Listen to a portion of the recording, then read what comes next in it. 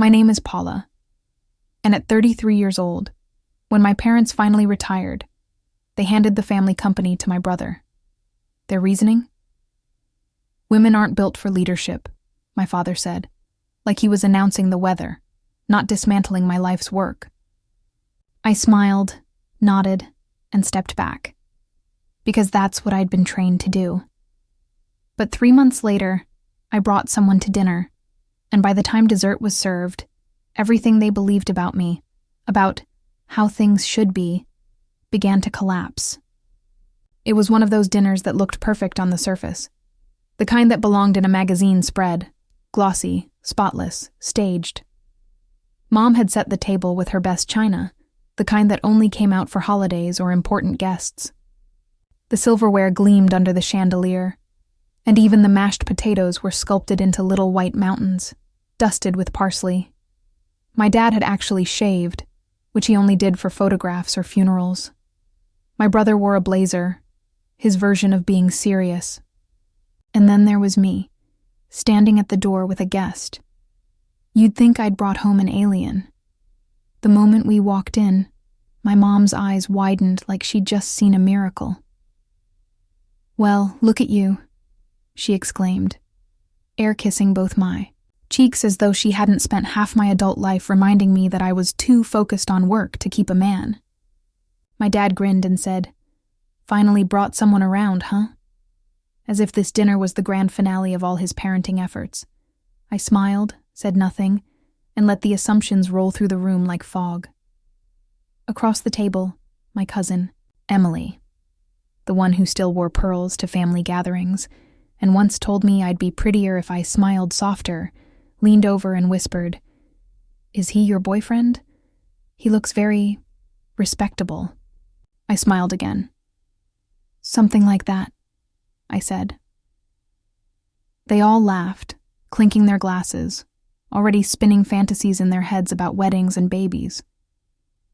Thomas, my brother, was halfway through his steak when he stood up and tapped his wine glass for attention. "I just want to take a second," he began, his voice oozing self-importance, "to thank everyone for being here tonight. It's been an honor stepping into this role. The company's future is brighter than ever." He lifted his glass. "Our family legacy, built on sacrifice, vision, and faith, continues because of the people in this room." Everyone applauded. Mom even teared up. I just kept sipping my wine, because I knew what he really meant. "Thanks for giving me everything my sister earned." He didn't mention me, didn't look my way, didn't thank the person who had spent 15 years cleaning up his financial disasters, reorganizing operations, and quietly saving the company from his creative decisions. 3 months earlier, I'd sat in my parents' living room, across from them on the same couch where every family decision had ever been made, and listened to them tell me, gently, as though they were breaking bad news to a loyal employee, that they were giving the company to Thomas.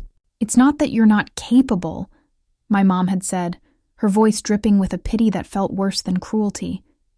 "It's just, women aren't built for that kind of pressure. We didn't want to burden you." I remember staring at her perfectly manicured hands on mine and thinking, "You raised me for this. You trained me for this. You just never planned to let me have it." Dad chimed in, nodding gravely. "Your brother has that leadership instinct. He's decisive." Decisive. That was his word for reckless. They smiled like they'd done me a favor. Like stripping me of everything I'd worked for was an act of mercy. Mom patted my knee and said, "You'll always have a place here, sweetheart. Behind every great man is a strong woman." And I smiled then too. Because that's what you do when your heart is breaking. You hide it behind your teeth.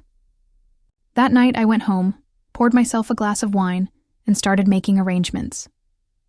Now, back at dinner, Mom leaned close to me, her voice honey-sweet.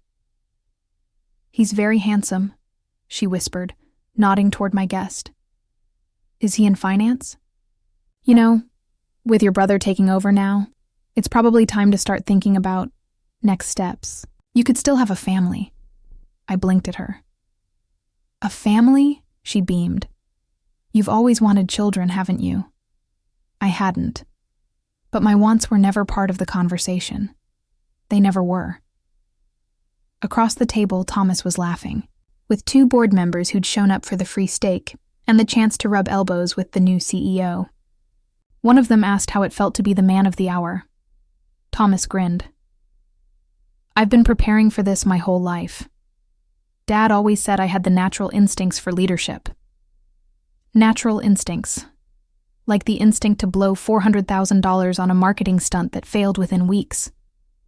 Like the instinct to call his assistant crying when the board asked him a question he didn't understand. But sure, instincts. I glanced at Dad, who was watching him like a proud sculptor admiring his masterpiece.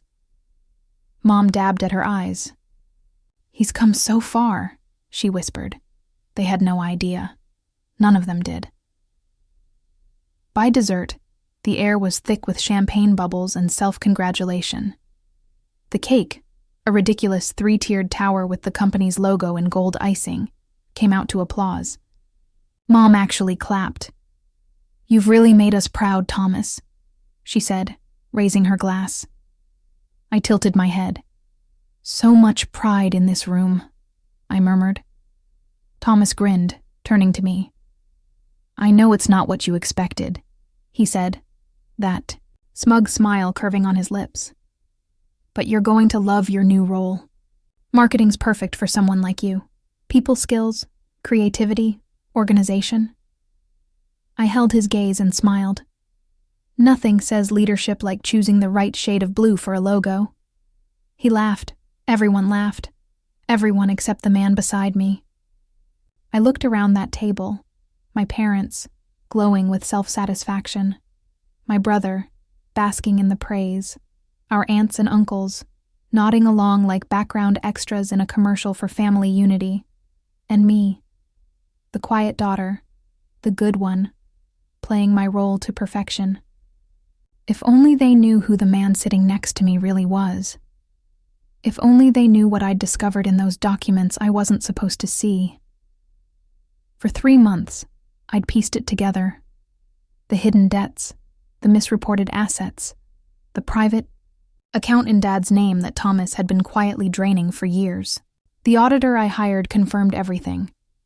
And now, that auditor was sitting beside me, polite, patient, waiting for the right moment to speak. The moment I'd brought him for. I'd replayed this night in my head 100 times. The looks on their faces. The silence. The disbelief. The moment their perfect little family narrative shattered. But sitting there, listening to them laugh, I realized something. This wasn't just about a company or a title. It was about a lifetime of being told to smile smaller, dream softer, want less. When I was 6, I asked to take karate. Dad laughed. You mean ballet, sweetheart. When I was 8, Thomas got a remote control car. I got a tea set. When I was 12, I told Dad I wanted to run a company like him someday. He didn't even look up from his paper. That's nice, he said. You'll have your hands full with kids by then. Mom smiled like he'd just given me a compliment. You'll make a lovely wife. I nodded like I believed them. That year, I cried myself to sleep more times than I can count. Because deep down, I thought if I were a boy, they'd be proud of me. If I were Thomas, maybe I'd be enough. I became the quiet one, the fixer, the helper, the one who made sure everything ran smoothly so everyone else could shine. My brother's leadership meant chaos. Mine meant control. But in our house, chaos was masculine. Control was ungrateful. When I was 15 and won a debate competition, Mom asked if I'd considered teaching. Such a nurturing field, she said. Thomas once yelled at a waiter about a salad and got called assertive.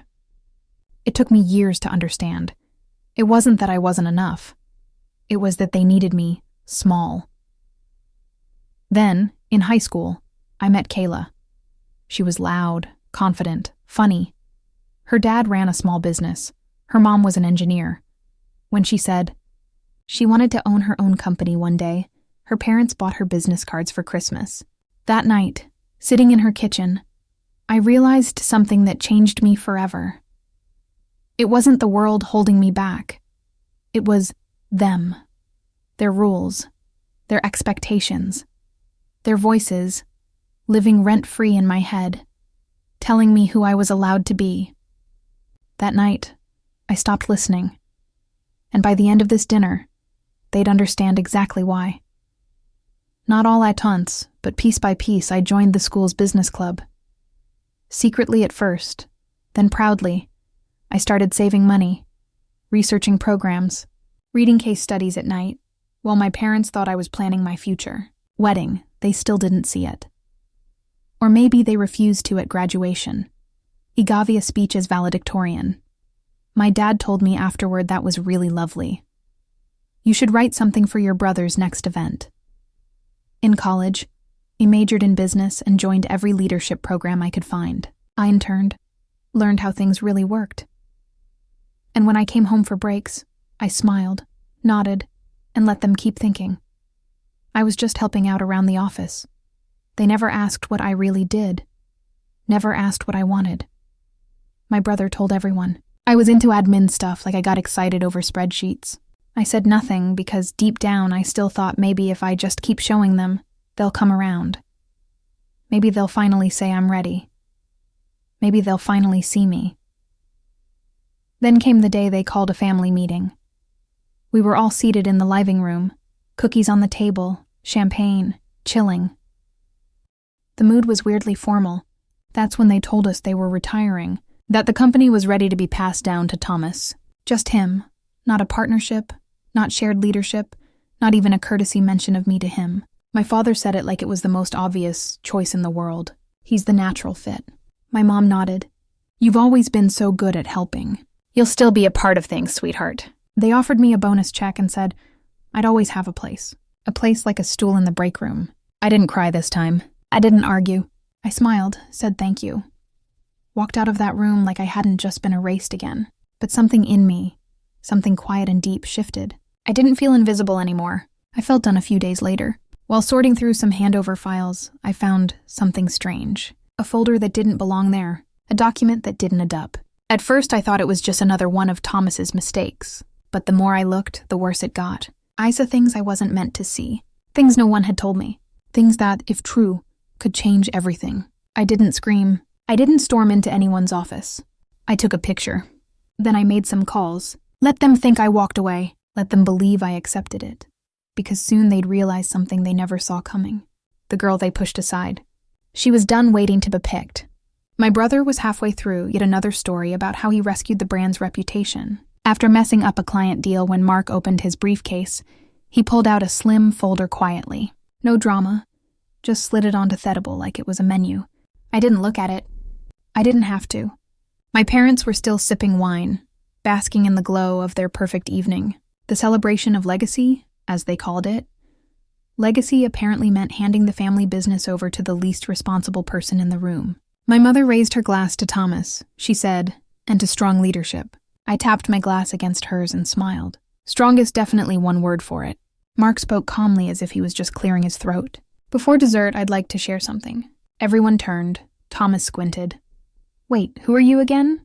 Mark offered his hand. Mark Delaney, forensic accountant. That silenced the entire table. My dad blinked. You're a what? Mark stayed polite. I was hired to conduct an internal investigation on financial irregularities within the company. The table went still. Thomas let out a laugh. Tight forced. This is a joke, right? I finally spoke. Nope. No punchline unless you count your accounting. Mark opened the folder, passed 2 copies forward. One to my dad, one to my mom. Thomas snatched the third. At first, he flipped through the pages like they were homework he forgot to do. Then he froze. My mom leaned in to read over his shoulder. Her smile vanished. My dad looked at the numbers. His face didn't change at first, but his knuckles turned white where they gripped the tablecloth. Mark's voice was calm. These reports include evidence of unauthorized withdrawals, falsified vendor invoices, and transfers into personal accounts. Some of those funds came directly from the company. Others she looked at. My parents came from your retirement fund. My mother gasped. Thomas stood up. I didn't steal anything. My dad's voice was sharp. Sit down. Thomas did like a kid who'd just been sent to the principal's office. You said you stopped gambling. My mom said, her voice cracked. I did. I mean, mostly I had everything under control. You took our retirement money? My dad asked, his voice low. It wasn't like that I was going to fix it. How? I asked, with magic or Monopoly money. Thomas turned to Merd-faced. You had no right. You brought this guy to dinner. You couldn't have handled this privately. I could have, I said. But I wanted everyone to see what happens when you give power to someone just because he was born with the right plumbing. My dad stood up. You ambushed us. Oh, I'm sorry. I said. Was I supposed to wait for you to call on me like I've been doing for the last 20 years? The shouting started. My mom said I'd humiliated the family. My dad said I'd blindsided them on purpose. Thomas tried to act like the victim. Said I'd manipulated them. Said I only cared about revenge. I cared about the company. I said about the clients, the employees, the legacy you're so obsessed with. You should have come to us first, my mom said. And what? I asked, got an pat on the head and a slice of cake. You wouldn't have believed me. You never do. They didn't deny it. That hurt more than I expected. By the time dessert was served, no one touched it. Mark excused himself professionally. No drama. Just walked out the front door and left me sitting there in the mess. My dad turned to the rest of the table. Party's over, everyone out. Within 5 minutes, the dining room was empty. Plates half full, glasses smudged, cake untouched. The family celebration was dead. Thomas stormed out the back. No apology, no explanation. My mom sat at the table with her face in her hands. My dad stared at the ceiling like it had answers me. I sat there quietly, watching them finally realize what I'd known all along. They'd bet on the wrong child. The morning after the dinner, Noon said a word. Not a call, not a message, not a knock on my door. Just silence. You'd think after everything, someone would reach out. Maybe to scream, maybe to cry, maybe to say, thank you for stopping the company from falling apart. But no, nothing. 3 days later, I got a voicemail from my mother. Her voice was calm, too calm. The kind of calm that means something's about to explode. We've spoken with the legal team. Your father and I have decided to press charges. She didn't mention Thomas B. name. We're doing what needs to be done. I sat there listening with my phone in my lap, heart racing, and felt something strange. Hope not because I wanted to see my brother in jail, but because for once it felt like they were seeing him. Clearly the charges didn't last long. 2 weeks to be exact. Then another voicemail. This one was quieter, sadder. We've changed our minds. He's still our son. He's agreed to therapy. He's going to get help. No apology. No acknowledgement. Just another quiet reminder that he would always get another chance. They didn't ask for my opinion. They didn't ask for help. What they did do was ask Mark to send them a copy of the full report, the one I'd already read cover to cover. They wanted to know how bad it really was. The answer bad enough. Thomas had drained nearly $500,000, some from company accounts, the rest from the retirement fund. He was supposed to help manage. My parents had trusted him with their future. He spent it on online poker and sports bets. And yet somehow I was still the problem. When I bumped into my mother at the grocery store a few days later, she didn't say hi. She just looked at me, then looked away. I stood there for a moment waiting, hoping maybe she'd say something. He didn't, so I kept walking. Thomas went to therapy. At least that's what they said. He got a job somewhere else. Junior management at a friend's company. Supposed to help him rebuild. He was also ordered to pay back everything, every cent, not to me. To my parents, they didn't want the company reputation ruined. So they agreed to settle everything quietly, clean up themas, bury the headlines. I heard through someone on the board that he was lucky, that if I'd pushed harder, he could have done real time. I hadn't pushed, not because I felt sorry for him, but because I was done wasting energy on people who never saw me. Weeks passed.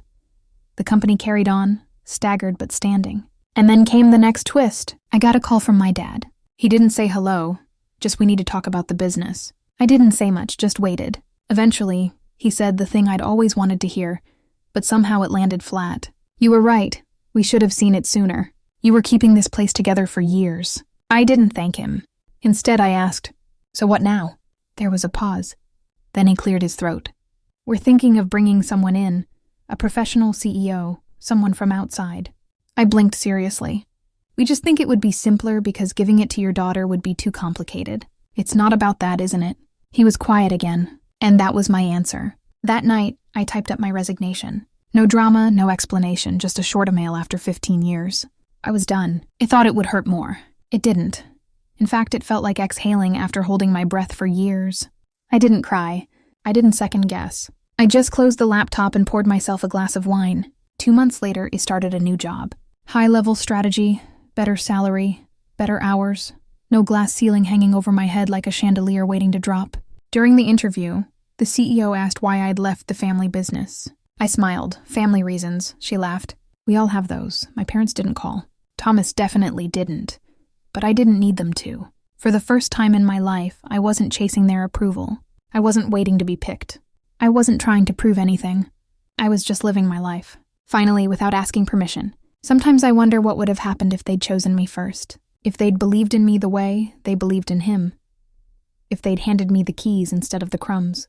But then I remember I don't need their crown. I built my own. They gave him everything and he burned it down. They gave me nothing and I still rose. Not for revenge, not for praise, just because I could. And if that makes me the villain in their version of Thestry, so be it. At least I'm finally living mine. Subscribe for more stories like this. And if you've ever been the overlooked one, tell me how you turned it.